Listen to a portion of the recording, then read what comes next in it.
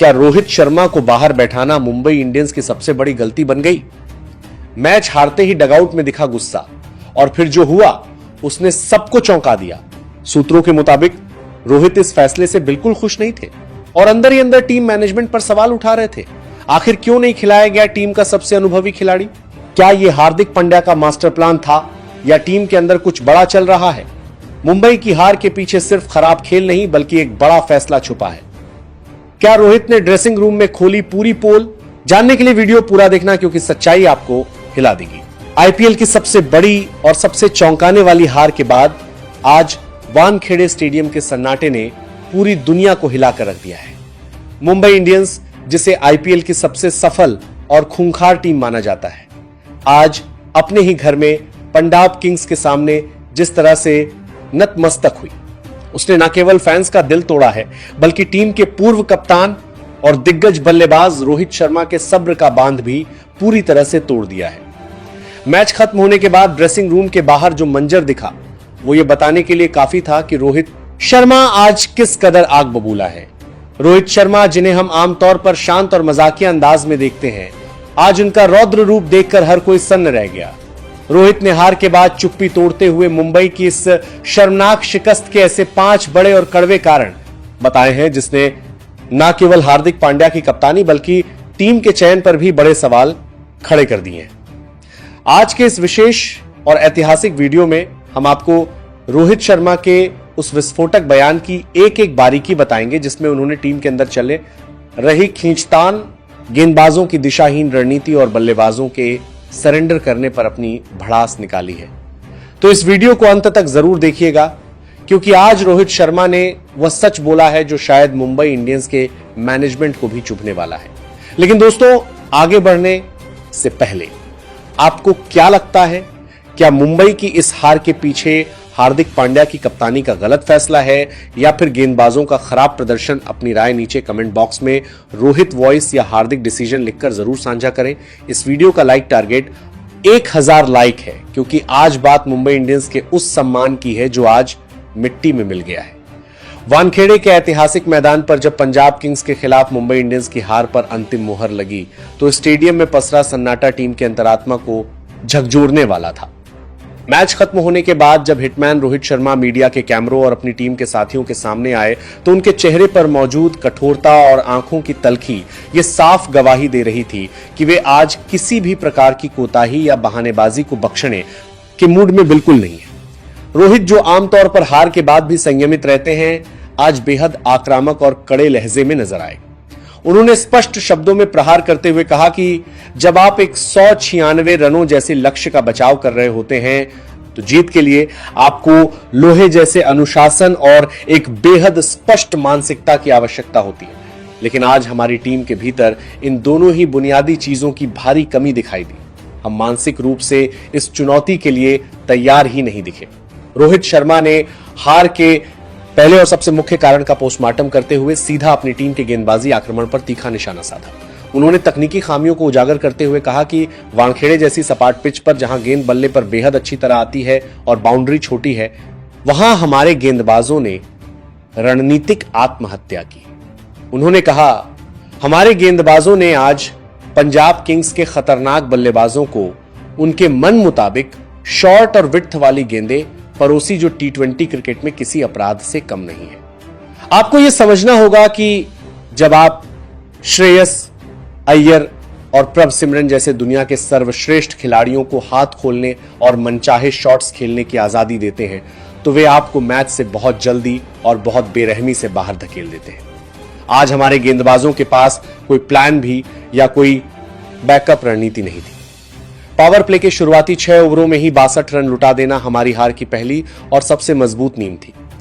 जसप्रीत बुमराह जैसे world class गेंदबाज आज पूरी तरह अकेले पड़ गए थे।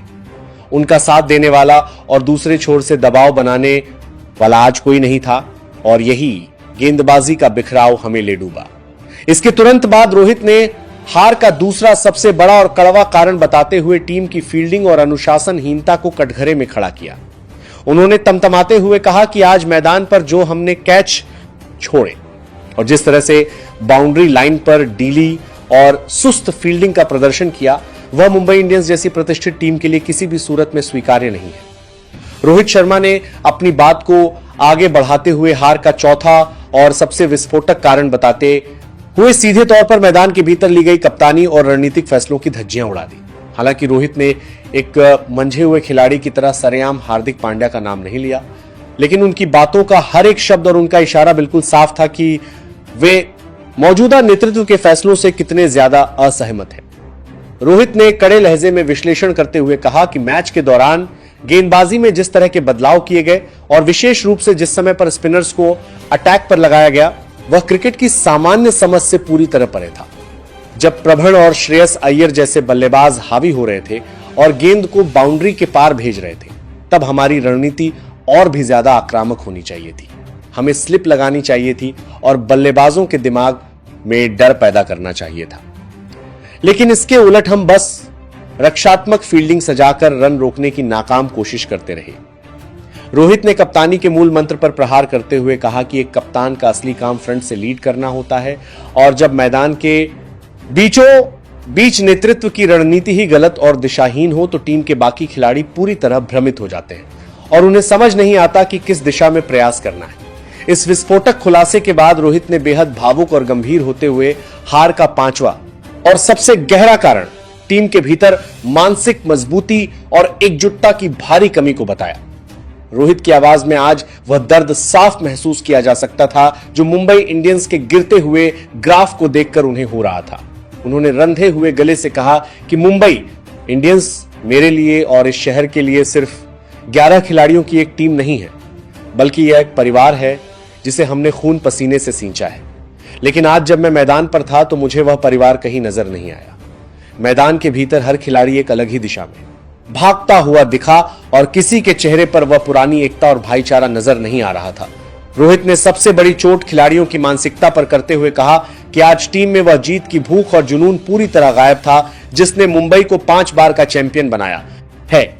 रोहित शर्मा ने अंत में एक कड़ी चेतावनी देते हुए अपनी बात समाप्त की और कहा कि अगर हमें इस प्रतिष्ठित टूर्नामेंट में अपनी साख को बचाए रखना है और अंतिम 4 की रेस में बने रहना है तो हमें इन 5 बुनियादी और बड़ी गलतियों को बिना समय गंवाए तुरंत सुधारना होगा। अगर हम अब भी नहीं संभले और आपसी खींचतान में ही उलझे रहे तो यह सीजन मुंबई इंडियंस के इतिहास का अब तक का सबसे खराब और शर्मनाक सीजन साबित हो सकता है। रोहित का यह जलता हुआ बयान इस बात का पुख्ता सबूत है कि टीम के अंदरूनी हालात बहुत ज्यादा खराब हैं और तालमेल की भारी कमी है।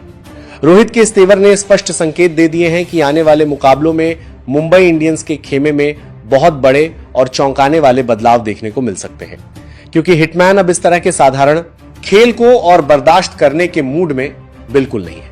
दोस्तों, रोहित शर्मा के इन 5 बड़े कारणों ने यह साफ कर दिया है कि मुंबई की हार सिर्फ एक इत्तेफाक नहीं थी, बल्कि यह गलतियों की एक लंबी फहरिस्त थी।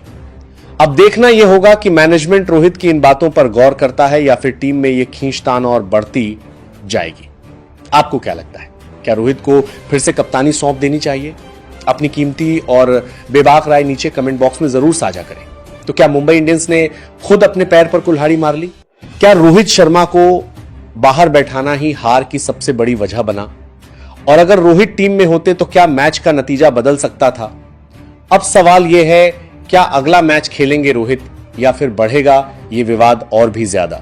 ऐसी ही अंदर की खबरों के लिए जुड़े रहो, क्योंकि कहानी अभी बाकी है। तब तक के लिए अपना बहुत ख्याल रखें। जय हिंद।